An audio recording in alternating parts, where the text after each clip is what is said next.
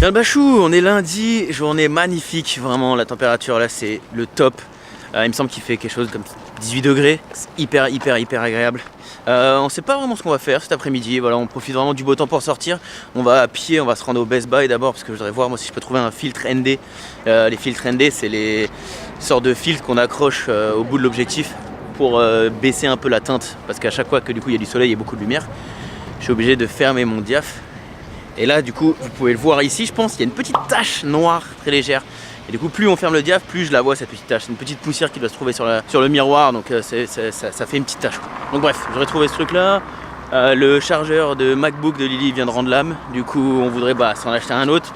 Et puis je pense qu'on ira se promener quelque part, soit à Mont-Royal, l'énorme parc, soit dans le nord un peu de Montréal. Bref, on va voir, on va improviser ça.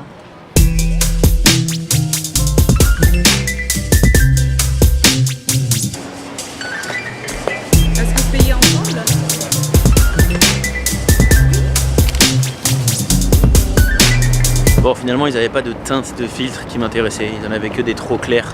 Moi je dois vraiment foncer un peu comme des lunettes pour pouvoir filmer en plein soleil tout en gardant un diaph assez ouvert. Bref, pour ceux que ça intéresse, au fait je peux faire une vidéo par rapport au matériel que j'utilise, aux techniques utilisées pour filmer quand il fait jour, quand il fait nuit, quand il fait beau, quand il fait pas beau, bref. Du coup là on va se balader, on va se diriger vers le Vieux-Port, c'est un quartier qui est tout aussi sympa. C'est un peu immense et on verra jusqu'à où à pied on va tenir.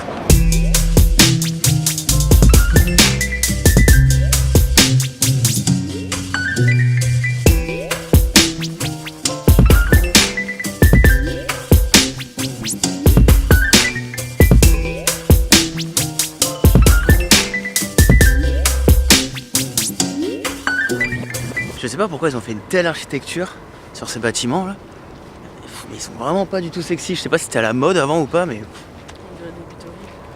Ouais, c'est vrai que ça fait un peu bidonville, ouais. Étrange.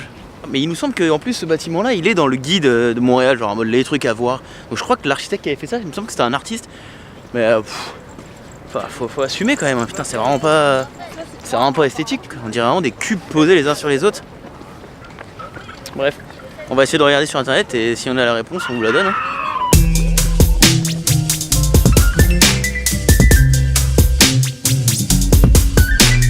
Bon, on a plus d'infos. Alors, c'est Habitat 67. C'est le nom de ce bâtiment A qui a été construit dans les années 60 et ça a carrément valu, on a regardé, hein, on vous ment pas, ça a carrément valu la notoriété mondiale de son créateur. En plus de ça, ils ont vraiment tryhard pour le faire parce qu'ils ont carrément construit une usine à côté pour pouvoir fabriquer ces cubes, parce que c'est vraiment des cubes du coup, de préfabriqués en béton.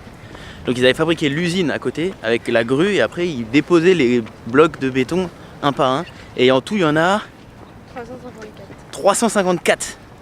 Voilà, petite anecdote.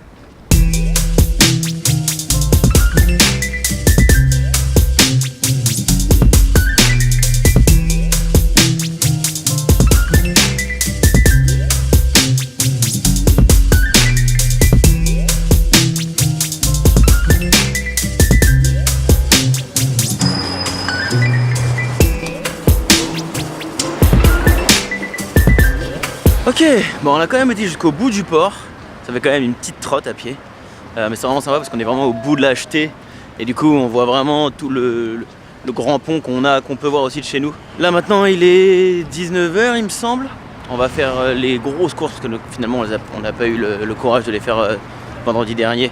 Donc là on va se faire nos grosses courses et puis on se retrouvera à l'appartement, je vais ranger l'appareil, comme ça j'aurai mes 2 mains de libre et on se retrouvera directement à l'appartement je pense.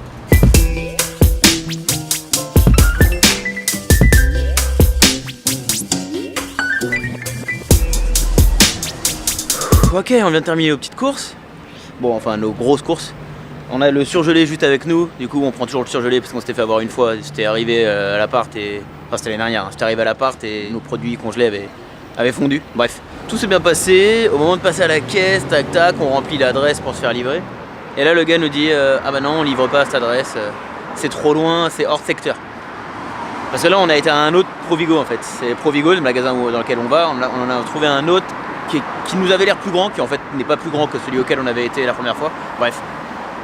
Donc le gars nous dit que c'est pas possible, sauf qu'on avait on en avait pour $350 de course, donc je vous laisse imaginer la taille du caddie. Tout était blindé et bon, le gars est sympa, ils sont vraiment sympas ici en général. Le gars est sympa, il nous a dit bon, je vais vous livrer cette fois, mais il faudrait que vous regardiez, il y a d'autres Provigo dans votre secteur qui livrent du coup plus près. Enfin bref, on va l'attendre à la maison. Enfin là on attend le bus pour rentrer, on espère au moins que qu'on arrivera avant lui là-bas. Parce qu'ils nous ont pas demandé d'heure. Après en même temps il doit être 19h30, 20h là. Donc on est les dernières livraisons. Mais ils nous ont pas demandé d'heure de livraison, donc on espère au moins qu'on arrivera avant lui à l'appart. Qu'il n'arrive pas avec les courses. Enfin bref.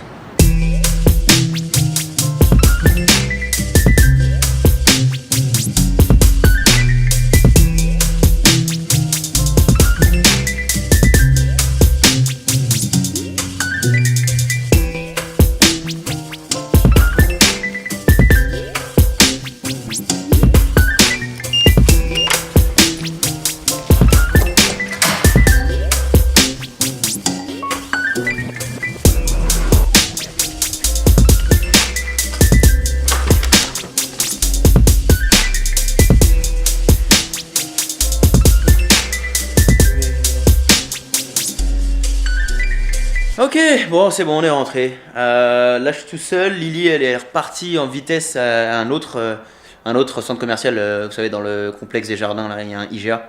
Pour voir, parce qu'on voulait se faire un petit poulet rôti ce soir, et dans le Provigo dans lequel on était, il n'y en avait pas. Donc là elle est partie voir au IGA s'il y en avait. Donc j'espère que... mais attendez... Eh ben il n'y en a pas non plus au IGA. Bon on va voir ce qu'on va manger ce soir. Il y a le gars de la livraison qui doit pas tarder à arriver. Du coup on va se quitter là-dessus. On se retrouve demain. Voilà, passez une bonne journée, passez une bonne soirée. Ciao!